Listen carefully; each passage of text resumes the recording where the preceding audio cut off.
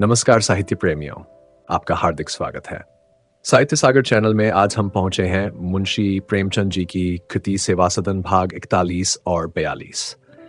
जब हम स्वास्थ्य लाभ करने के लिए किसी पहाड़ पर जाते हैं तो इस बात का विशेष यत्न करते हैं कि हमसे कोई कुप्थे न हो।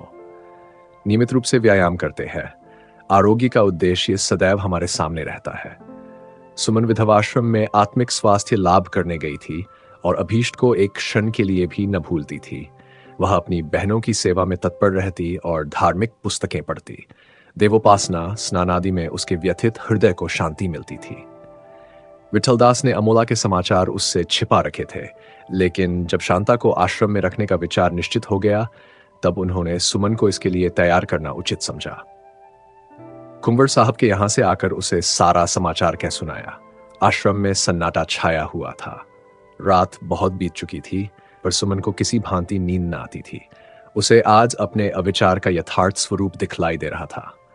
जिस प्रकार कोई रोगी क्लोरोफार्म लेने के पश्चात होश में आकर अपने चीरे फोड़े के गहरे घाव को देखता है और पीड़ा तथा भय से मूर्छित हो जाता है, वही दशा इस सुमन की थी।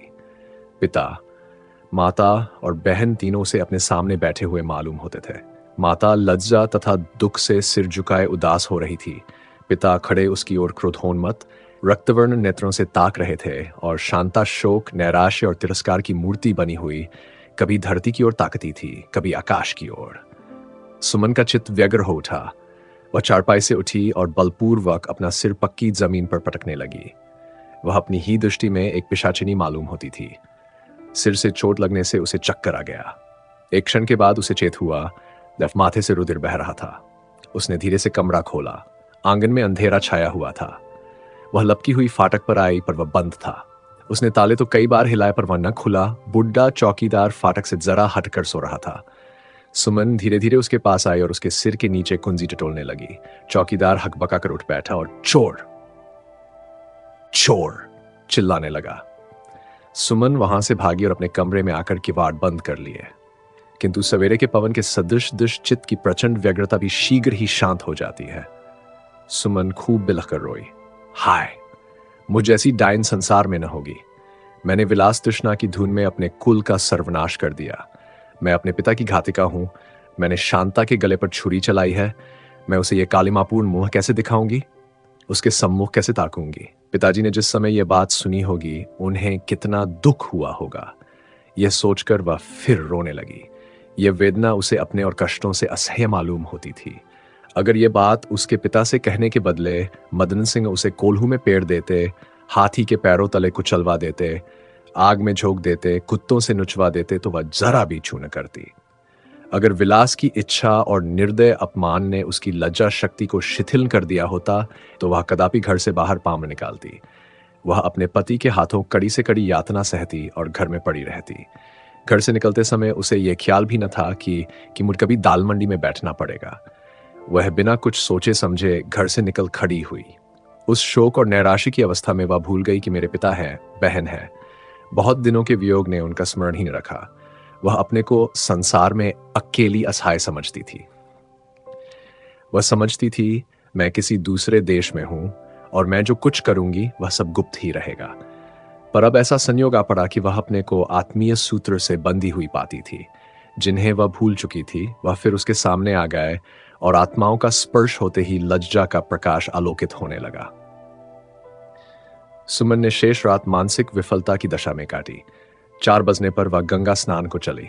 वह बहुधा अकेले ही जाया करती थी, इसलिए चौकीदार ने कुछ पूछताछ ना की।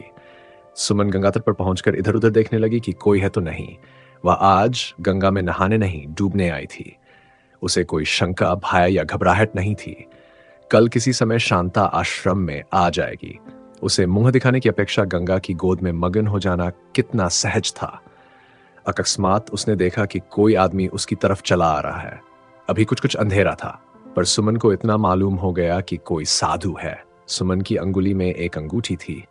उसने उसे साधु को दान करने का निश्चय किया, लेकिन वह ज्यों ही समीप आया, सुमन ने भय, घृणा और लज्जा से अपना मुंह छिपा लिया। ये गजाधर थे। सुमन खड़ी थी और गजाधर उसके पैरों पर गिर पड़े और रुद्ध कंठ से बोले, मेरा अपराध क्षमा करो। सुमन पीछे हट गई। उसकी आंखों के सामने अपने अपमान का दृश्य खिंच गया। घाव हरा हो गया। उसके जी में आया कि इसे फटकारूं, कहूं कि तुम मेरे पिता के घातक, मेरे जीवन का नाश करने वाले हो। पर गजाधर की अनुकंपापूर्ण उदारता, कुछ उसका साधुवेश और कुछ विराग भाव ने, जो प्राणाघात का संकल्प कर लेने के बाद उदित हो जाता है, उसे द्रवित कर दिया। उसके नयन सजल हो गए। करुण स्वर से बोली, तुम्हारा कोई अपराध नहीं है। जो कुछ हुआ वह सब मेरे कर्मों का फल था। गजाधर, नहीं सुमन, ऐसा मत कहो।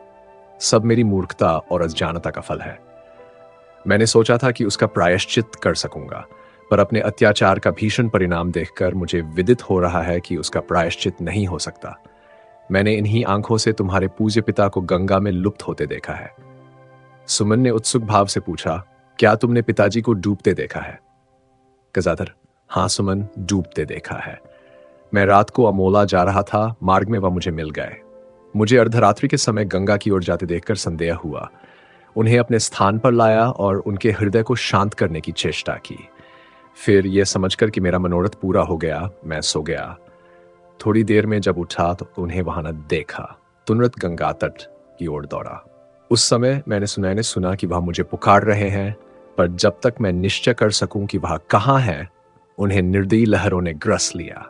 वह दुर्लभ आत्मा मेरी आंखों के सामने स्वर्ग धाम को सिधारी। तब तक मुझे मालूम न था कि मेरा पाप इतना घोरतम है, वह अक्षम्य है, अदंड्य है। मालूम नहीं ईश्वर के यहां मेरी क्या गति होगी। गजाधर की आत्मवेदना ने सुमन के हृदय पर वही काम किया जो साबुन मैल के साथ करता है। उसने जमे हुए मालिनी को काट कर ऊपर कर दिया। वह संचित भाव ऊपर आ गए जिन्हें वह गुप्त रखना चाहती थी। बोली, परमात्मा ने तुम्हें सद्बुद्धि प्रदान कर दी है। तुम अपनी सुकीर्ति से चाहे कुछ कर भी लो, पर मेरी क्या गति होगी? मैं तो दोनों लोकों से गई। हाय, मेरी विलास तृष्णा ने मुझे कहीं का न रखा। अब क्या छिपाऊं, तुम्हारे दारिद्र्य और इससे अधिक तुम्हारे प्रेम विहीन व्यवहार ने मुझ में असंतोष का अंकुर जमा दिया, और चारों ओर पाप जीवन का मान मर्यादा, सुख विलास देखकर इस अंकुर ने बड़के भटकटे के सदृश सारे हृदय को छा लिया। उस समय एक फफोले को फोड़ने के लिए जरा सी ठेस बहुत थी। तुम्हारी नम्रता, तुम्हारा प्रेम, तुम्हारी सहानुभूति, तुम्हारी उदारता उस फफोले पर फाहे का काम देती, पर तुमने उसे मसल दिया। मैं पीड़ा से व्याकुल संज्ञाहीन हो गई।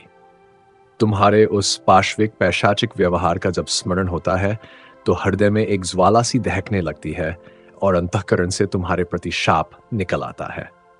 यह मेरा अंतिम समय है। एक क्षण में यह पापमय शरीर गंगा में डूब जाएगा। पिताजी की शरण में पहुंच जाऊंगी। इसलिए ईश्वर से प्रार्थना करती हूं कि तुम्हारे अपराधों को क्षमा करें।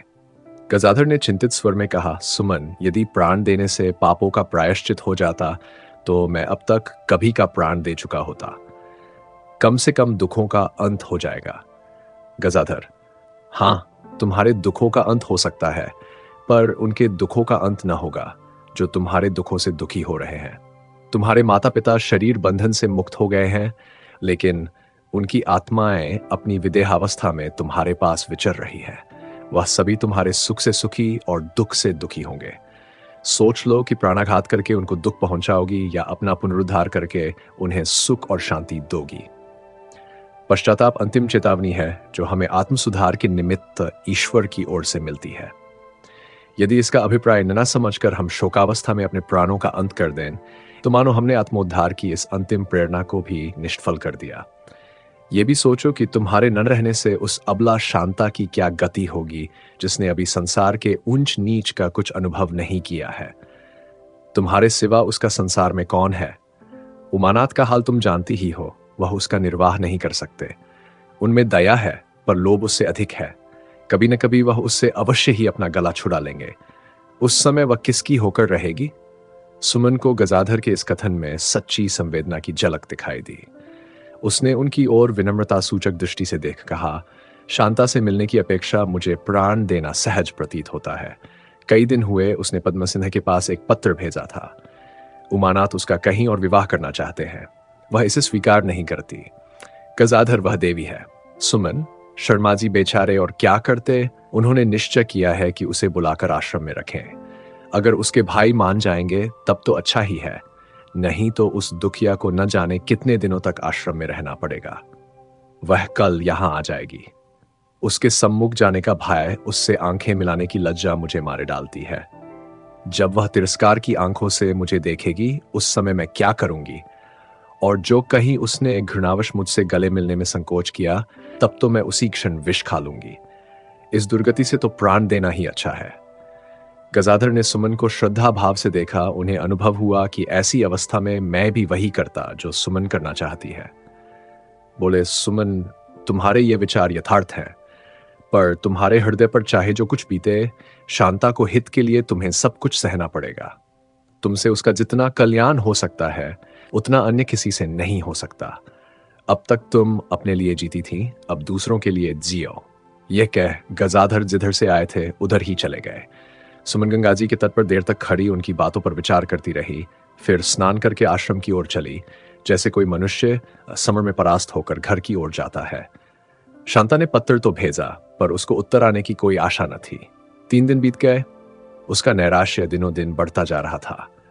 अगर कुछ अनुकूल उत्तर न आया तो उमानाथ अवश्य ही उसका विवाह कर देंगे, यह सोचकर शांता का हृदय थरथराने लगता था। वह दिन में कई बार देवी के चबूतरे पर जाती और नाना प्रकार की मनौतियां करती। कभी शिवजी के मंदिर में जाती और उनसे अपनी मनोकामना कहती। सदन एक क्षण के लिए भी उनके ध्यान से न उतरता।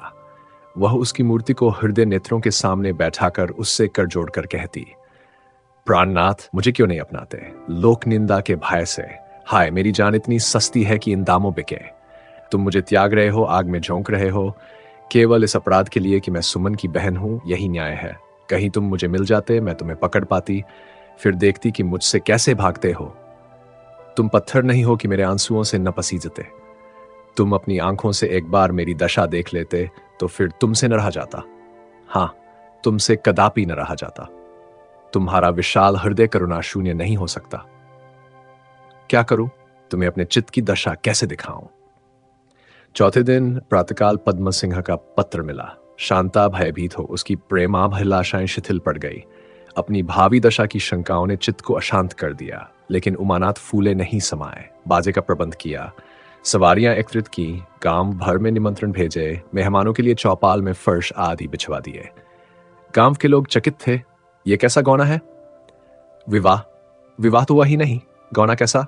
वह समझते थे कि उमानाथ ने कोई न कोई चाल खेली है। एक ही धूर्त है। निर्दिष्ट समय पर उमानाथ स्टेशन गए और बाजे बजवाते हुए मेहमानों को अपने घर लाए। चौपाल में उन्हें ठहराया। केवल 3 आदमी थे, पद्म सिंह, विठलदास और एक नौकर। दूसरे दिन संध्या समय विदाई का मुहूर्त था। तीसरा पैर हो गया, किंतु उमानाथ के घर में गांव की कोई स्त्री नहीं दिखलाई देती। वह बार बार अंदर आते हैं, तेवर बदलते हैं, दीवालों को धमकाकर कहते हैं, मैं एक एक को देख लूंगा। जाह्नवी से बिगड़कर कहते हैं कि मैं सबकी खबर लूंगा। लेकिन वे धमकियां जो कभी नंबरदारों को कंपायमान कर दिया करती थीं, आज किसी पर असर नहीं करती। बिरादरी अनुचित दबाव नहीं मानती। घमंडियों का सिर नीचा करने के लिए वह ऐसे ही अवसरों की ताक में रहती है। संध्या हुई। कहारों ने पालकी द्वार पर लगा दी। जाह्नवी और शांता गले मिलकर खूब रोई। शांता का हृदय प्रेम से परिपूर्ण था। इस घर में उसे जो जो कष्ट उठाने पड़े थे वह इस समय भूल गए थे। इन लोगों से फिर भेंट न होगी, इस घर के फिर दर्शन न होंगे, इनसे सदैव के लिए नाता टूटता है, यह सोचकर उसका हृदय विदीर्ण हुआ जाता था। जाह्नवी का हृदय भी दया से भरा हुआ था। इस माता पिता विहीन बालिका को हमने बहुत कष्ट दिए, यह सोचकर वह अपने आंसुओं को न रोक सकती थी। दोनों हृदयों में सच्चे, निर्मल, कोमल भावों की तरंगें उठ रही थीं। उमानाथ घर में आए तो शांता उनके पैरों से लिपट गई और विनय करती हुई कहने लगी, तुम ही मेरे पिता हो, अपनी बेटी को भूल न जाना। मेरी बहनों को गहने कपड़े देना, होली और तीज में उन्हें बुलाया, पर मैं तुम्हारे 2 अक्षरों के पत्र को ही अपना धन्य भाग समझूंगी। उमानाथ ने उसको संबोधित करते हुए कहा, बेटी, जैसी मेरी और 2 बेटियां हैं, वैसी ही तुम भी हो। परमात्मा तुम्हें सदा सुखी रखे। यह कहकर रोने लगे। संध्या का समय था। मुन्नी गाय घर में आई तो शांता उसके गले लिपट कर रोने लगी। उसने 3-4 वर्ष उस गाय की सेवा की थी। अब वह किसे भूसी लेकर दौड़ेगी? किसके गले में काले डोरे में खौड़ियां गूंथकर पहनाएगी? मुन्नी सिर झुकाए उसके हाथों को चाटती थी। उसका वियोग दुख उसकी आंखों से झलक रहा था। जाह्नवी ने शांता को लाकर पालकी में बैठा दिया। कहारों ने पालकी उठाई। शांता को ऐसा मालूम हुआ कि मानो वह अथाह सागर में बही जा रही है, कि स्त्रियां अपने द्वारों पर खड़ी पालकी को देखती थीं और रोती थीं। उमानाथ स्टेशन तक पहुंचाने आए। चलते समय अपनी पगड़ी उतारकर उन्होंने पद्म सिन्हा के पैरों पर रख दी। पद्म सिन्हा ने उनको गले से लगा लिया। जब गाड़ी चली तो पद्म सिंह ने विट्ठल दास से कहा, इस अभिनय का सबसे कठिन भाग आ गया। विट्ठल दास, मैं नहीं समझा। पद्म सिंह, क्या शांता से कुछ कहे सुने बिना ही उसे आश्रम में पहुंचा दीजिएगा? उसे पहले उसके लिए तैयार करना चाहिए। विट्ठल दास, हाँ, ये आपने ठीक सोचा, तो जाकर कह दूं? पद्म सिंह, जरा सोच तो लीजिए, क्या कहिएगा? अभी तो वह ये समझ रही है कि ससुराल जा रही हूं। वियोग के दुख में यह आशा उसे संभाले हुए है, लेकिन जब उसे हमारा कौशल जात हो जाएगा तो उसे कितना दुख होगा। मुझे पछतावा हो रहा है कि मैंने पहले ही वे बातें क्यों न कह दी। विट्ठल दास, तो अब कहने में क्या बिगड़ा जाता है? मिर्जापुर में गाड़ी देर तक ठहरेगी, मैं जाकर उसे समझा दूंगा। पद्म सिंह, मुझसे बड़ी भूल हुई। विट्ठल दास, तो उस भूल पर पछताने से अगर काम चल जाए तो जी भरकर पछता लीजिए। पद्म सिंह, आपके पास पेंसिल हो तो लाए, एक पत्र लिखकर सब समाचार प्रकट कर दूं। नहीं, तार दे दीजिए, यह और भी उत्तम होगा। आप विचित्र जीव हैं, सीधी सी बात में भी इतना आगा पीछा करने लगते हैं। पद्म सिंह, समस्या ही ऐसी आ पड़ी है, मैं क्या करूं? एक बात मेरे ध्यान में आती है, मुगल सराय में देर तक रुकना पड़ेगा। बस वहीं उसके पास जाकर सब वृत्तांत कह दूंगा।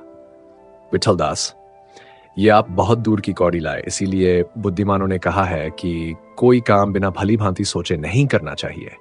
आपकी बुद्धि ठिकाने पर पहुंचती है, लेकिन बहुत चक्कर खाकर। यही बात आपको पहले न सूझी। शांता ड्योड़े दर्जे के जनाने कमरे में बैठी हुई थीं।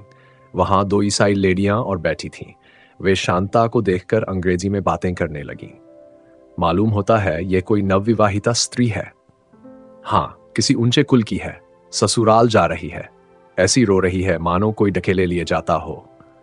पति की अभी तक सूरत न देखी होगी, प्रेम कैसे हो सकता है? भय से हृदय कांप रहा होगा। यह इनके यहां अत्यंत निकृष्ट रिवाज है। बेचारी कन्या एक अनजान घर में भेज दी जाती है जहां कोई उसका अपना नहीं होता। यह सब पाश्विक काल की प्रथा है, जब स्त्रियों को बलात् उठा ले जाते थे। क्यों बाई जी, शांता से ससुराल जा रही हो? शांता ने धीरे से सिर हिलाया। तुम इतनी रूपवती हो, तुम्हारा पति भी तुम्हारे जोड़ का है? शांता ने गंभीरता से उत्तर दिया, पति की सुंदरता नहीं देखी जाती, यदि वह काला कलूटा हो तो? शांता ने गर्व से उत्तर दिया, हमारे लिए देवतुल्य है, चाहे कैसा ही हो। अच्छा, मान लो तुम्हारे ही सामने 2 मनुष्य लाए जाएं, एक रूपवान हो, दूसरा कुरूप, तो तुम किसे पसंद करोगी? शांता ने दृढ़ता से उत्तर दिया, जिसे हमारे माता पिता पसंद करें। शांता समझ रही थी कि दोनों हमारी विवाह प्रथा पर आक्षेप कर रही हैं। थोड़ी देर के बाद उसने पूछा, मैंने सुना है आप लोग अपना पति खुद चुन लेती हैं? हाँ, हम इस विषय में स्वतंत्र हैं। आप अपने को माँ बाप से बुद्धिमान समझती हैं? हमारे माँ बाप क्या जान सकते हैं कि हमको उनके पसंद किए हुए पुरुषों से प्रेम होगा या नहीं? तो आप लोग विवाह में प्रेम मुख्य समझती हैं? हाँ, और क्या, विवाह प्रेम का बंधन है। हम विवाह को धर्म गण समझती हैं। हमारा प्रेम धर्म के पीछे चलता है। 9 बजे गाड़ी मुगल सराय पहुंच गई। विट्ठल दास ने आकर शांता को उतार और दूर हटकर प्लेटफार्म पर ही कालीन बिछाकर उसे बिठा दिया। बनारस की गाड़ी खुलने में आध घंटे की देर थी। शांता ने देखा कि उसके देशवासी सिर पर बड़े बड़े गट्ठर लादे एक संकरे द्वार पर खड़े हैं और बाहर निकलने के लिए एक दूसरे पर गिरे पड़ते हैं। एक दूसरे तंग दरवाजे पर हजारों आदमी खड़े अंदर के लिए थक्कम धक्का कर रहे हैं, लेकिन दूसरी ओर एक चौड़े दरवाजे से अंग्रेज लोग छड़ी घुमाते कुत्तों को लिए आते जाते हैं। कोई उन्हें नहीं रोकता, कोई उनसे नहीं बोलता। इतने में पंडित पद्म सिंह उसके निकराए बोले, शांता, मैं तुम्हारा धर्मपिता पद्म सिंह हूं। शांता खड़ी हो गई और दोनों हाथ जोड़कर उन्हें प्रणाम किया। पद्म सिंह ने कहा, तुम्हें आश्चर्य हो रहा होगा कि हम लोग चुनार क्यों नहीं उतरे। इसका कारण यही है कि अभी तक मैंने भाई साहब से तुम्हारे विषय में कुछ नहीं पूछा। तुम्हारा पत्र मुझे मिला तो मैं ऐसा घबरा गया कि मुझे तुम्हें बुलाना परमावश्यक जान पड़ा। भाई साहब से कुछ कहने सुनने का अवकाश ही नहीं मिला, इसीलिए अभी कुछ दिनों तक बनारस रहना पड़ेगा।